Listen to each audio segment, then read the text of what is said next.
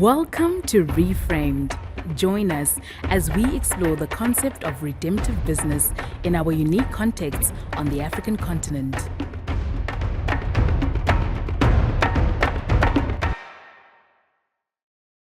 Hello, my name is Kerryne, and I call myself the Chief Excitement Officer of my company, Krause Slices. I will be your host for this punchy, pragmatic, and inspiring series called Risk, where we aim to reframe risk through a kingdom lens. I am so excited about hosting this series because the topic impacts everyone in a career or business, and having been an entrepreneur for over 25 years, spanning the entire supply chain from research and development in the medi and aesthetics technology space, right through to global exports and raising capital at various stages, I too have had to face risk on multiple occasions. Our guest today is Lerato Thekiso, who has the most unusual journey, starting out in big corporate and taking the leap into entrepreneurship. Lerato is no stranger to risk and has a world of experience in the legal and social justice space, helping companies navigate and manage risk themselves. So we look forward to gleaning from her experience and insights. Welcome, Lerato. Thank you so much, Kerryne. What a privilege to be part of this conversation, a topic that is really, really close to my heart. By way of introduction, just to add on to what you've said, I'm a believer. I believe in God as a central part of my life. I'm a wife to Champ, and I'm a mother to two beautiful girls who are 9 and 10, and I'm a nation builder. But with all of that said, by training, I'm an attorney. And it's been a colorful journey, as you mentioned, the most unconventional journey, not quite a straight line. And a fun fact about myself is that in university, it's a bit of a story, but in university, a friend of mine dared me to enter a beauty pageant, a provincial pageant, and I had never modeled before, okay? But she said to me, I dare you. And I did. And guess what, Kerryne? I actually won. Awesome. So you brains and beauty. I think that's so special.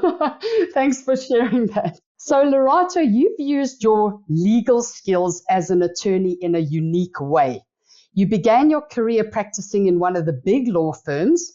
Then you worked in the social justice space in environmental law, first representing communities affected by mining activities, and then later worked as in-house counsel for the big mining companies themselves. You've also worked with business leaders for many years and then decided to become an entrepreneur yourself. I am curious to find out why you didn't take the low-risk route. Instead, you chose to leap into entrepreneurship. So as you know, the law is a very versatile career, and there's so many different avenues with which you could explore how you use the law. But the typical route that most know about is that you would, complete your university studies and then proceed on to your articles in ideally a big firm, and then qualify, write some board exams, go to law school, and then, go to the High Court for admission, and then practice as an attorney and work your way up to partner. And so I think that's sort of the typical route that we're mostly familiar with. My route, however, wasn't that, as you've described. So I did work in a big law firm, but my curiosity would not keep me in the same place. And I really was curious about how to most effectively use the law as a tool to work with the people that were my clients. And so through the various environments that I've had the privilege of working in, first in, a big firm, and then I went in the social justice space, like you said, Kerryne. I worked defending communities impacted by mining, negotiating with mine CEOs to see how best we could navigate and find middle ground, as they mitigated risk while also thinking about the communities that were impacting as they ran their businesses. there was this burden on my heart to really use the law as a tool, like I said, but to provide a space that would create proactive legal services, right? So often when clients approach us, it would be because there's a crisis, and obviously would resolve the crisis. But what I've been doing in the journey of business has been to say, how do we solve the crisis but build beyond it? How do we think ahead in terms of how the law can be used to mitigate any potential threats or risks to your business? And so that's what I've been doing for the last almost 10 years now in the world of entrepreneurship. And it has been an exciting ride, such a privilege to partner with so many different companies. And how did you navigate that risk, that leap into entrepreneurship? Had you saved up? Did you have a whole plan? Did it feel risky for you? Was it a big leap? Because often people that go from corporate into entrepreneurship take that risk in their lives. It's usually a financial one because it's quite cozy and cushy to kind of sit in corporate and earn a nice salary and get your benefits and, pension and medical aid. Can you just speak around that for us? So the leap into entrepreneurship for me was almost something I've known from very young. I grew up in a very entrepreneurial family. Kerryne, every other member of my family is running some sort of business. And so my dad ran multiple stores as we grew up, and he trained us when we were young. There was nothing for free, my dear. You would come in, if you needed toiletry for that month, you would work for it. You'd come, he'd teach you how to work the till. So I knew numbers from a young age. My mom also was very industrious. She had a boutique, etc. So just giving you that backdrop to say it wasn't like I woke up one day and thought, geesh, it might be great. No, I do have a very, very meticulous husband as well. And so as you know, when you're married, you don't just off and make your decisions right on your own. So we sat through and we talked about it. But what was fascinating, Kerryne, about our journey is that we sensed the call into business around the same time. Typically what happens is that the one will stay in corporate in a comfortable sort of, hey, we have a monthly income kind of job. And then the other would jump in, and then gradually there's this progression. No, my dear, for Champ and I, around 2000 and what year was this? 2016. And we had two small babies, and we just thought, Lord, are you serious? But because my husband is a chartered accountant, I think we had at least considered the numbers. We had considered the impact. We had considered that it may take time to pick up, etc. And so we did apply ourselves in some way in terms of prepping for the journey ahead. But to be honest, I don't think it was something, it was a tough call, right? It was a tough call, but we just both knew so strongly that it was time. That is so inspiring, especially because both of you took that leap. That just doubles the risk. But I love that you did plan, and that you both numbers or both analytical people and very diligent in your planning and using your left brain, unlike most of us entrepreneurs that leap without very much planning at all. So Lerato, how would you personally define risk? And that could be from a personal or a professional capacity. What would your definition be? So that is such a brilliant question around what risk is. And the typical sort of simple definition of risk is that it's a chance of something happening that will have a negative impact, right? So it's the potential of something going wrong. And so that's what we try and mitigate when we say we're mitigating risk. But the definition that, the definition that I love is a quote by Warren Buffett. And he says, risk is not knowing what you're doing. And, when I read that quote, I just thought, what a remarkable way to define this concept. And for me, it speaks about the fact that we all have blind spots at any given point in time. Even if we're experts and specialists, we should never be so proud to think there's not another piece to this puzzle that could potentially put risk in the mix. And so I really like that perspective of risk, and keeps you in check as well, even as a professional, to say, what else could be considered as we make this decision, as we take this step? But from a biblical lens, I think Luke 14, verse 28 is such a remarkable reminder about the importance of considering risk, like whether we're building a business, whether we're building a family, an organization, a church, whatever it may be.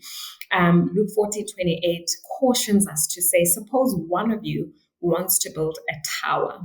Won't you first sit and estimate the cost and evaluate essentially whether you're able to pull through the entirety of this project? So that scriptural base gives us such solid ground around don't just run into it. Consider the cost, consider the impact, consider the potential implications, not just for you, but for the people you work with, for the communities you work with, for the clients you work with, for the stakeholders that are part of your value system. So it can never at any point just be about you. And so that is a beautiful reminder and marker of our responsibility, as we build, as we navigate in this ever-changing world and context. That is such an insightful way to look at risk. And it seems to me that there really is a fundamental difference between being an entrepreneur and taking risk and being a lawyer and taking risk. And while you were chatting, I was just thinking about my own journey as an entrepreneur. And at first I thought to myself, oh man, I did none of that. I did not count the cost. I didn't really plan. I only put business plans together to raise capital and for the purpose of the grant funding or whoever needed it for that purpose, but not diligently being a planner. And all of a sudden I remembered that I did get myself into a business incubator. And that is one way that entrepreneurs can apply that principle that you said, because I struggled to find a mentor. I struggled to find an individual that could counsel me, that could help me think through the pitfalls, that could help me avoid some of those pitfalls, plan properly.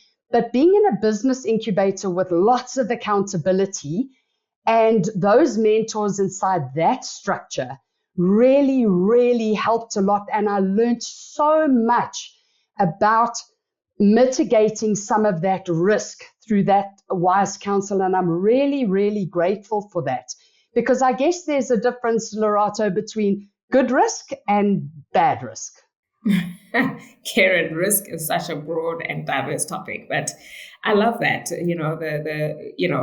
demarcating it into the two sections. There's good risk and then there's bad risk. And I think you're absolutely right around entrepreneurs partnering with incubators, etc., and really getting support in some shape or form, not being the only one to make the decision. Because I've realized, just as we're about to talk about good versus bad risk, that sometimes we can justify our way into really bad decisions. And so that accountability really works. If you really want something, it's so easy to convince yourself that it's the right thing to do, irrespective of the red flags. At a high level, for me, what helps me when I make decisions is, as a believer, the Bible is my frame of reference. It's the word of life. It's the word I go to when I make decisions. And so going back to the word and staying in the confines of the word helps me understand that, okay, this nature of risk is still within biblical confines. And so that's how I define good risk, right? Obviously, there are practical elements to it, and considering the cost, like we said in Luke 14, that counting that cost, evaluating the potential consequences of our decisions, reflecting on the stewardship element you have when it comes to the decisions you're about to take, and applying ourselves with due care and skill. We see that wording in a lot of the governance documents and papers, but it really means that would a reasonable person in your position have come to the same or a similar conclusion, or were you plain old reckless? And then bad risk, from a biblical perspective for me, means taking matters into your own hands, doing your own thing, manipulating systems, paying bribes, really just rigging the system to suit yourself. And we all know that always ends in tears, Kerryne. We've seen multiple reports of many different huge organizations come to nothing as a result of those kind of decisions. I'm not going to mention any names because we have so many case studies, both locally and globally, about moments where bad risk was taken, where poor accountability was in place, where the environment was just conducive for behavior that was out of turn, essentially. Because typically, if you think about the organizations we find ourselves in, we are stewards. We are there to manage projects, resources, etc., and even people. And so how we conduct ourselves in those environments really matters. Will we be perfect? No, we will never be perfect. But at every point in time, we need to reflect on, what is my reasonable responsibility here? Is it the law I must consider? Is it a framework I must consider? Is it a course I need to attend? Is it a resource I need to bring in? Is it a skill I need to bring in? So there's so much in terms of that. So good risk within biblical confines, good stewardship, due care and skill for a person in your chair. Bad risk, taking matters into your own hands, rigging the system, trying to do it your own way, bypassing legislation and law, and paying your way up. That is always it. You can escalate quickly, but you will drop so quickly. We see this day after day after day. And I remember when I was brand new out of the starting blocks on my entrepreneurial journey, and I was sitting in my lounge, almost wondering where to start and where to go. And all God did for about the first 2 weeks of taking this leap out into entrepreneurship was take me through the book of Deuteronomy, and mostly chapter 28, blessings and curses. If you obey the law, if you do things right, etc., they're blessings, but they're curses for a lack of integrity, if you want to sum it up into one word. And at some point I stopped and I said, goodness me, Lord, am I that bad that you are hammering on about integrity? And he said to me, no.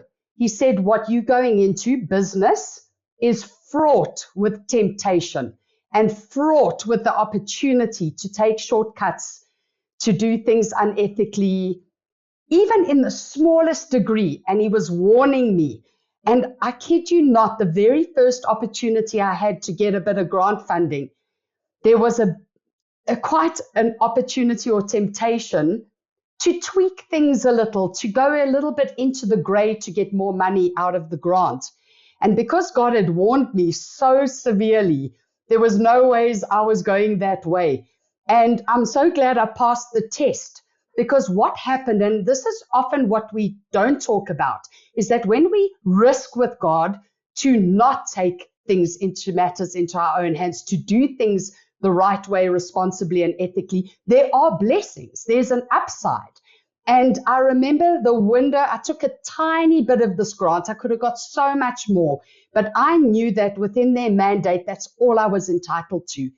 And I stuck to that rigorously. And after that, the windows and doors opened wide, of heaven opened so wide, and I managed to access 3 million rands worth of, in bits and pieces over a 2-year period, of soft money, grant funding, soft loans, to fund my business. God opened every one of those doors. And so I love that governance is your passion. I love that, what you said, that God is serious about us doing things his way and not taking matters into our own hands. So, Lerato, it seems that we agree that taking risks is an inherent part of business. So do you think that we can actually create risk by not taking risk? So if we play it safe? Yeah. So the moment you set foot and say, I'm raising my hand to run this thing, you are stepping into risk. But what's interesting about this is that sometimes we think that inaction keeps us safe from risk. I've heard this quote that says, indecision in itself is a decision. And so you have to live with the consequences of whatever decision or indecision you take. There's no middle ground. You have to take a stand for something. And so I do agree that sometimes we create risk unintentionally by not taking the risk because we're too afraid or we're overanalyzing something, etc. And one example of that is, when you consider in an organization, if you want this organization to stand the test of time, to outlive you as a leader or founder, there's an element we need to think about that says, what is the succession plan of this organization, right? And so often leaders and founders struggle with that transition. Sometimes we're still dealing with our own issues, insecurities, etc., that we don't delegate sufficiently. So if something happens to us, then we create a massive keyman risk within our organizations. And this happens all the time, right? We just make the assumption that it would never happen to us. I would never get sick, or I would never die abruptly, or whatever the case may be. And so that is one of the ways where if we fail to delegate, we are in fact creating a new risk, which is a keyman risk, right? That if something happens to the keyman, the organization comes to an absolute halt. I have seen this in real time. And then, of course, yes, we do create risk by taking risks sometimes as well. So it's not just the inaction, but it's the actual action and the steps of decisions that we can take. Historically, one of our clients had an offer for significant funding, etc., and partners that wanted to come in and potentially buy a stake within their business.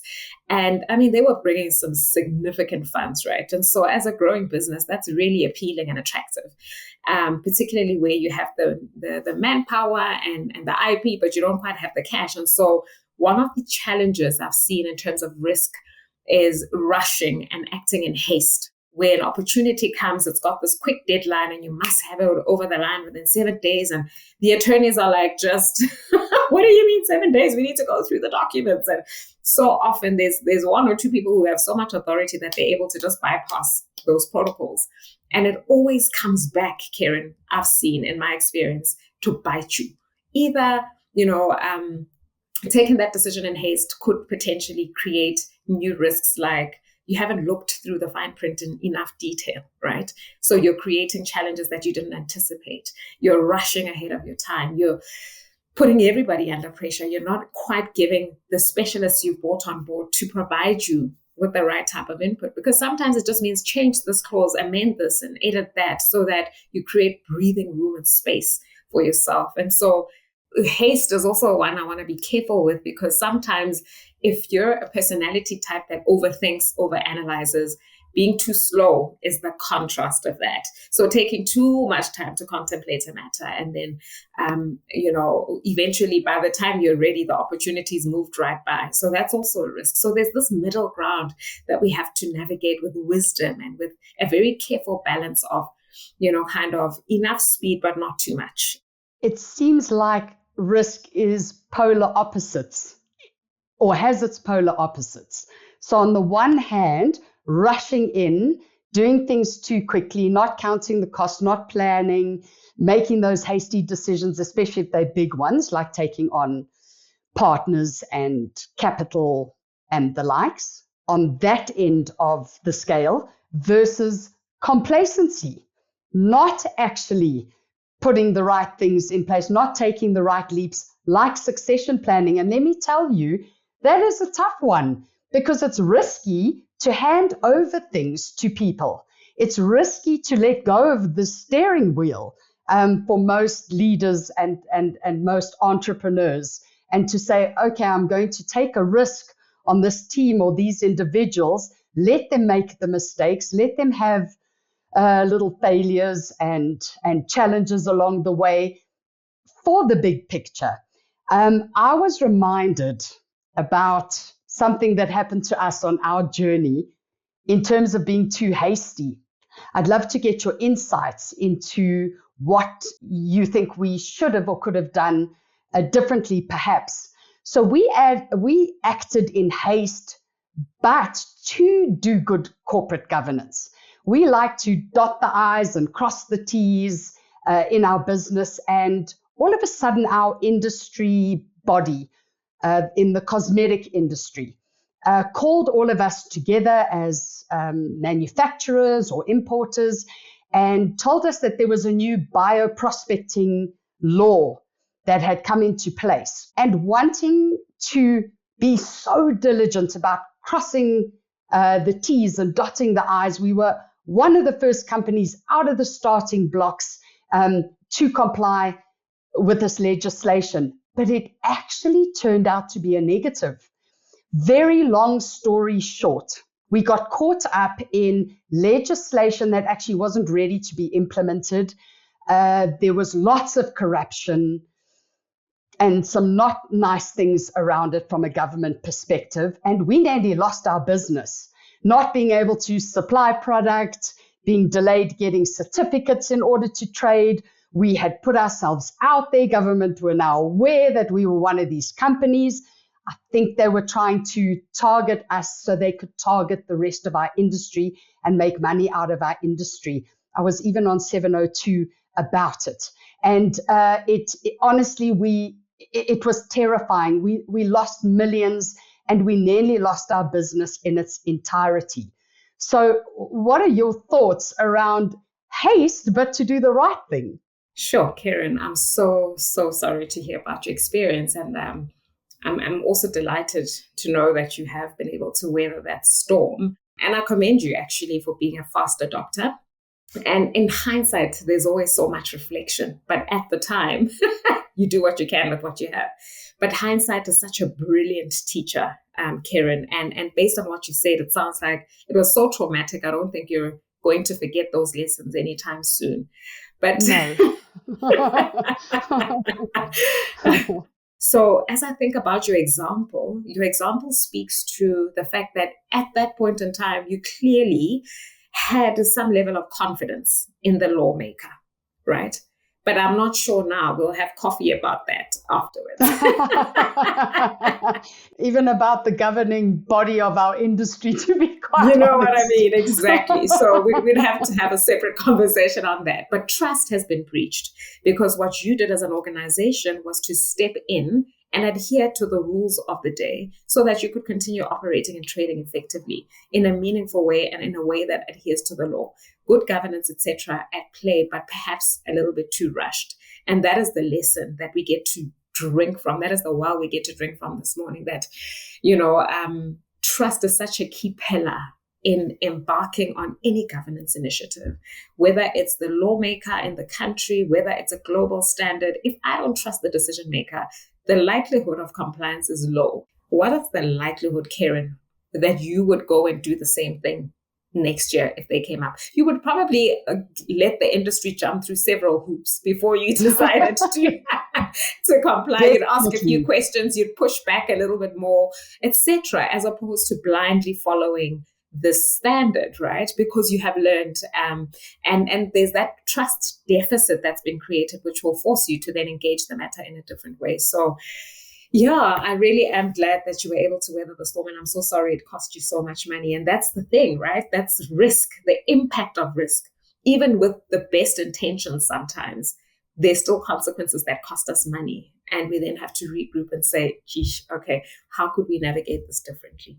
Exactly. And by the grace of God, and as you are speaking, I'm realizing all the things I could have done differently and should have done differently. I definitely acted in haste. And, it's not like I wasn't aware of the fact that there's corruption in government. I think sometimes we just want to bury our heads in the sand and trust. It depends on the kind of leader or person that you are, how you are naturally wired. So if I think about my natural leadership style, it is to trust. It is to be open-handed and open-hearted. It is to include people. It is to give the benefit of the doubt. And sometimes wisdom says, no, I like what you've said a number of times, consider all the implications. There's no harm in asking questions, in digging, and God works all things together. Praise the Lord for those who love him and called according to his purposes, because what happened was we actually, for standing our ground and for the media exposure, we actually got government to engage with industry more proactively, to slow down their processes, include us, and to make the process a lot smoother for everybody and not negatively impact every business in our industry. But talking about leadership, in what ways do you find leadership as a key factor in successfully taking risks? So the importance of good leadership is right at the top, right? So because the leader is setting the tone for the organization, and the leader also needs to have a level of a tender heart and a thick skin, right? So you need to be able to stand your ground, but still be willing to engage people and matters that arise. And so I think good leadership is right at the top of successfully taking risks. And I mean, I often think of, cell phones and how they've evolved, etc., and how there's some organizations that took the leap and said, look, we're going smartphone. And others who took a step back and said, oh, let's wait and see. And so that leadership is what makes a difference. You need a bit of a crazy leader to take some of those risks in order to break new ground. One more quick point on the leadership piece is just having a team and being able to listen, which is one of my, I'm devoting myself to the skill and art of listening, because I've just realized how much juice sits in a room when decisions are being made, how many different perspectives could shift the trajectory of your organization, your business, etc., when you actually give it an opportunity. How often do we as leaders sit and say, this is where we're going, this is what we're doing because we can, right? But taking the step back to say, is there anything you see that I don't see, is a very key part of managing risk and mitigating potential consequences that could be avoidable. Thank you very much. I wanted to ask on that point, what if an entrepreneur or an individual doesn't have a team yet? What can they do in a case like that? And perhaps they can't find a mentor, they're not in a business incubator, and they're really getting going for the first time out of the starting blocks in any aspect. What would your suggestion be? Kerryne, I think for a solopreneur, as they call them, or someone who's self-employed, I think the world we're in now provides so many resources. If you just go online and search for the right tools, you're likely to find something. But my huge encouragement and a significant game changer for me and the business that we've been able to lead over the years has been the fact that we've sought out people with different perspectives, so that we're not just sitting convincing ourselves of a particular trajectory, but we allow ourselves to be challenged. So I would encourage someone in that position, step out, take a chance, take a risk. Mentorship is not just about someone who's older than you. Sometimes it's just even a peer you can sit with, have coffee with, commit to once a month or once a quarter, and have like a, some people call it a kitchen advisory board or whatever, a kitchen tea advisory board, where people just like a group of friends who, maybe that may not resonate for men, but maybe a golf, whatever, a setting that makes sense for you, where you can pick the brains of people who are in business or whatever the case may be, or who have specific skills. I do encourage that. So I encourage entrepreneurs to step out and build a level of community. It's a long journey. It can be difficult. It can be lonely. And the likelihood of lying to yourself is high. And so it really is important to invite a level of community into your space so that you can make wholesome decisions and be challenged on your perspectives and grow. Because part of the gift of running a business is that you actually grow. You have to grow at a personal level in order to make decisions that are sound as well. On that note, what are the most significant personal or professional growths you've experienced through taking risk? What can happen for us as business people, entrepreneurs, and even aspirant entrepreneurs is we can run around so much and really waste time because there's so many incubators, so many opportunities. So there's so much going on in the world. It's a data-driven world. There are lots of events. There's lots going on, lots of opportunities. So the key has been to discern what is important for the journey I'm on and cut the rest out. Like the rest is noise for me because it's not kind of on my path. And so seeking the input, counsel of peers and even elders. I've had the privilege of having a council of people around me all these years. And trust me, there's been moments of discomfort, moments of pruning as a result of that, where it's like, ma'am, we're not sure that this is aligned. People who can sing back the song that you sang when you first took the step. And so that's one. And then the other was when I really sensed I needed to slow down and take a sabbatical. And this was literally like a couple of months after COVID. And I mean, like, how do you take a break during or after COVID? People are working, people are trying to to make ends meet, my dear. Like, what is this? What kind of risk is this? But the way it worked out was also just leaning into the gentle whispers of the spirit and not undermining that as a soft issue. That's really the primary thing, right? Because you could build a business based on your own wisdom and like have to sustain it. But when you trust God with your decision making, and I'm not talking about it in a very phony way, but I mean in a literal way, like, Lord, order my steps. Lord, show me, guide me. If there's an unsettled feeling, lean into that. Double click on offers that are made to you, etc. But the time of sabbatical for me was just not from an outsider's perspective, was like, this is a bit wild that you would take time off at this point in your life or at this point in the world. But it was the best decision I could have taken at the time to just recalibrate, to rest, to reflect, to think clearly about the next steps. And again, the importance of having team to step in your absence and business continue without you is a real gift. And so, yeah, I would say that those are the two big things, because often for entrepreneurs, I speak to entrepreneurs and business leaders daily. One of the big fears is the fear of not being needed. And so getting out of the value chain meant I'm not going to be needed for 3 months. So God is the one who shepherds us and is our source. We are not the be all and end all. And so I would leave it there to say, trust God with your life and your business and your decisions. And where something smells like a rat, it probably is. If something smells like a rat, it probably is. Sometimes those rats expose themselves quite clearly. In our industry, in terms of exports and our documentation, the countries that are importing our products have to sometimes pay import duties and taxes.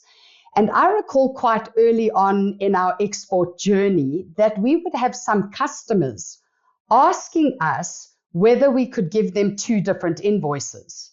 The real invoice on what we're charging them, let's say $5 a piece, and they would pay us the full $5 a piece, and a second invoice for customs, which would declare that the value of the goods were $1 a piece, so that they could cheat the government on their side. And I was horrified. Now, I know that we stood the risk of losing those customers. And on the odd occasion, we did. We had customers that would only do business with us if we would give them the second invoice. And sometimes we actually chose to walk away from some of those customers because they're long-term partnerships. They are our brand ambassadors in those countries. Our reputation expanded past what we could manage locally and internationally. And those were our representatives internationally. And we actually chose not to do business with some of those customers or let them represent our brands because of that. And we lost income. We lost the opportunity to be represented in that marketplace. And so it is a risk to smell a rat and to choose the right way, or to apply good governance in your business. Sure, Kerryne, that is a very, very real and practical example of what happens across the world. Some countries consider corruption as a cost of doing business, i.e., they have budget for acts of corruption because that's just how corrupt that context is. Now, obviously, we don't quite agree with that perspective, but the fact that companies have to think that way is alarming. And it takes courage, Kerryne, to stand against something. And the fact that you made the right calls or you walked away doesn't make it any easier or less painful, because the reality is you had to, in that moment, count the cost of what you stood to lose. But because you value integrity in the market, that is the stand you took. And not everyone actually can afford to take that stand. And I'm speaking when people think about it and justify those decisions. It's like, this is my bread and butter. What then do I do? I don't think it's ever justifiable. But the reality is that it happens. And so that brings me to a thought that I've stewed over, Kerryne, around, infusing good governance in the way you do life, in the way you do business, is such a key thing. To take a stand for something, and taking a stand for something doesn't always make you popular, Kerryne. Sometimes you lose a client. Sometimes you take a stand within an organization where there's already this sort of view that everyone stands to benefit.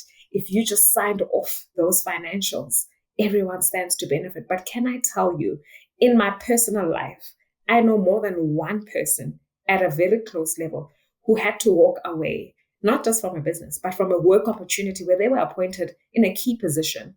And they had to make a call between putting their signature on a document that did not make any sense, that did not pass the standards of their industry, whether financial or whatever. And they made the call that, look, instead of putting my signature on this document, I would much rather leave this organization. Because 5 years from now, when an audit is conducted on this process, it is my signature on there. All of you would have moved on with your lives, but I would then have to face the music and the repercussions of this long arm of the law. It is tough. I'm not in any way undermining it. I've seen people literally overnight have to walk away, and it's tough. And the market is a little bit tight. But our hope and our faith is in God, because He's the one who opens the doors ultimately. Beautiful. I was just thinking a question that we can ask ourselves when faced with these big decisions that we know are not right. You spoke about the newspaper in 5 years' time. I find that the truth always prevails one way or another. Sometimes it takes time, but one way or another, things come out. And I would ask myself, if my children, if my family, if my best friends, if my communities found out about what I was doing now, how would I feel? And perhaps that would help us, or those perhaps who maybe don't have a faith walk with God, to just protect themselves from making those bad decisions. Because one way or another, it's going to come back to us, isn't it? Yeah, absolutely. I definitely agree with you. And I've also seen this pattern where sometimes the situation is so difficult that some people, depending on your personality, etc., try and deny the reality. So because you feel it's so unreasonable that you almost freeze and you deny that the reality you're confronted with exists. That goes all the way back to our initial conversation about indecision remains a decision. Why didn't you say something? Why didn't you ask something? Those are the questions that we need to think about. And so we need courage, Kerryne. We need a lot of courage. We need courage. In our space, it just, as you said, it is tough. And the world is getting tougher. The economic situations are not easy, and the temptation is great. But God is on the throne. He's able to keep providing for us. He's our source, and we just have to keep that straight and narrow path as best we can. Lerato, I've loved this conversation. Thank you. Thank you so much, Kerryne. I just thought of a couple of risks that maybe would be useful for someone who's listening today to think about. So I'll just share 3 quick things as my parting shots. One is, the world of data, the world of, technology is something to think seriously about now. 1. 2 is about timing, which we discussed a little bit earlier, about haste or patience. That's the second thing to think about. And the third thing is your finances and your reputation. I just feel that as we move into this next phase of life and the world beyond tariffs and VAT increases or not, these things need to be top of mind. Why? So the first one is the world online, right? And we had this huge debate in one of our diplomacy lectures, and it was a question. I'm a very private person. And so being on social media takes a lot, right? I think it and I overthink it and I butcher it and I over butcher it. But there's a part of being absent from that world that makes you almost irrelevant now. Being offline, people don't know who you are and what you're doing, right? So there's a part of it that is legitimate and that is justifiable, in my opinion, that you put your business online, you put your organization online, the work you do, et cetera, et cetera, et cetera. Then there's also the social side of that, right? Where you share your life, because there's this concept of being authentic. How much is too much, right? At what point does sharing your life become a risk? We've seen in recent times where they've appointed a special envoy to the US.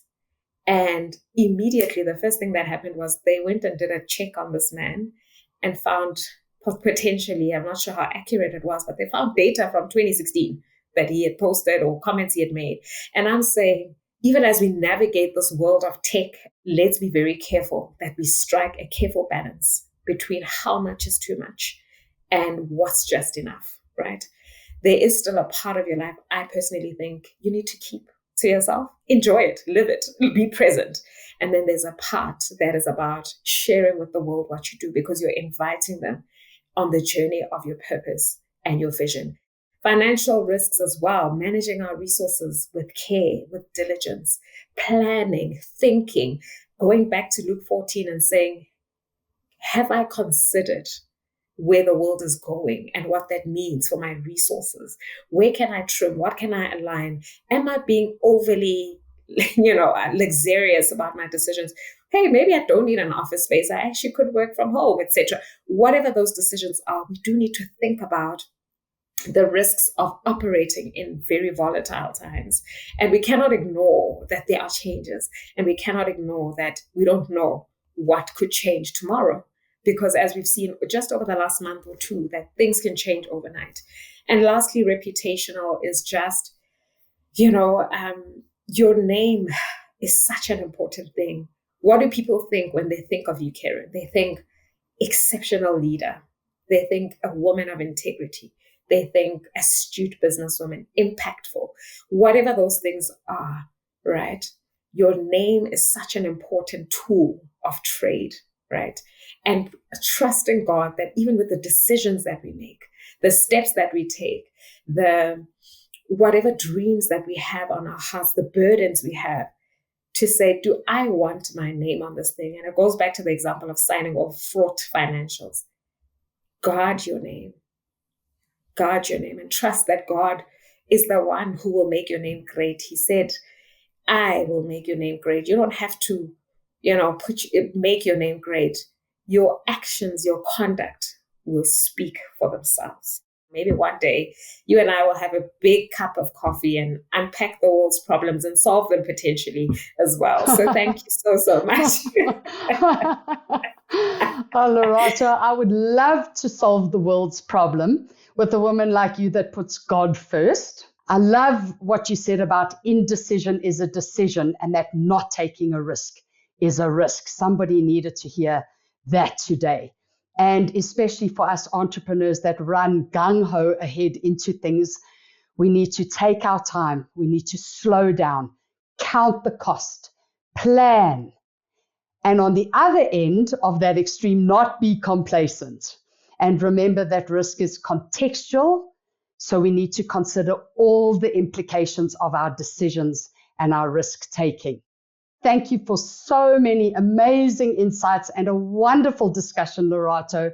Thank you so much for your valuable time. God bless you. Thank you so much, Kerryne.